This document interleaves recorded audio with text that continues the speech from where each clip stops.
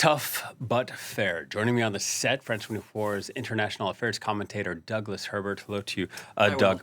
That initial minerals deal rejected by Zelensky. Yes. Details just came out of this latest proposal. What's the difference?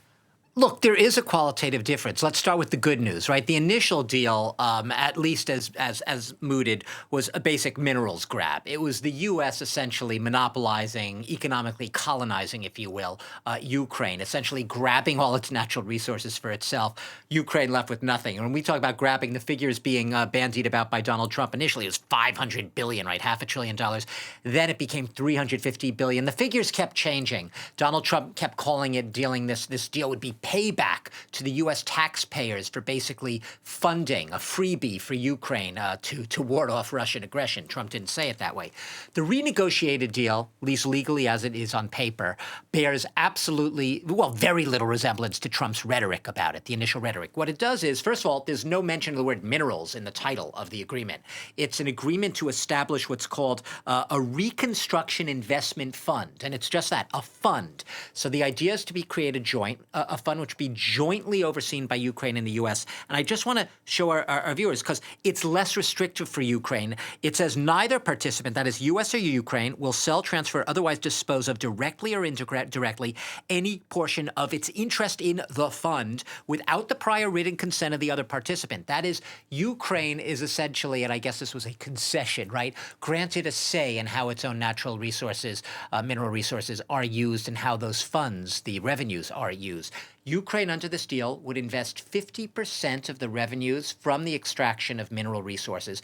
They're called assets in this agreement, and then assets can be defined as basically anything. They're hydrocarbons, minerals, oil, natural gas, or, quote, other extractable materials.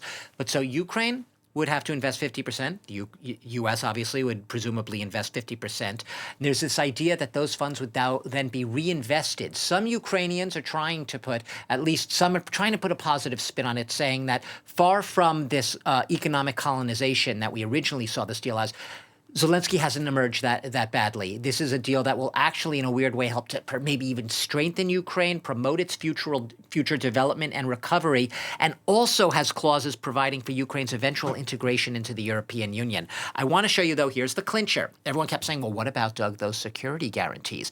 Oh, the words are in there, security guarantees, but in a very vague form, which is open to interpretation. Let me show you what it says. It says the government of the United States of America supports Ukraine's efforts to obtain security guarantees needed to establish lasting peace.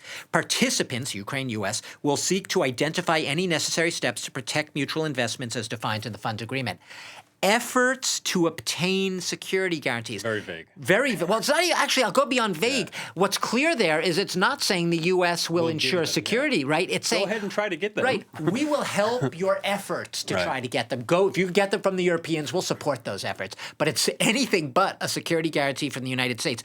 On the contrary, what it does say, there's a clause about a, quote, long-term financial commitment to the development of a, quote, stable, economically prosperous Ukraine. So this is about providing some guarantees, perhaps, for the future economic development. This isn't a total grab, as you will, of the resources. However, I will end you with this thought on this issue. This agreement, regardless of what it is, you can almost bet your money, you could go to the bank on this, Will, that Donald Trump's rhetoric will remain the same. He will continue to describe this deal, at least to his base and domestic audience, as we're getting that money back that Biden threw away and gave as a freebie to Ukraine. That money will go back to you, the American taxpayer. Well, he also suggested it could be a backstop. How would the Europeans, the Ukrainians see that? Yeah, they will see it as not as a backstop. You're absolutely right. Yesterday, when he was meeting with the British Prime Minister, he he suggested that the rare earths deal itself provides guarantees. You say, well, how's that? How do rare earths provide guarantees against Putin invading again?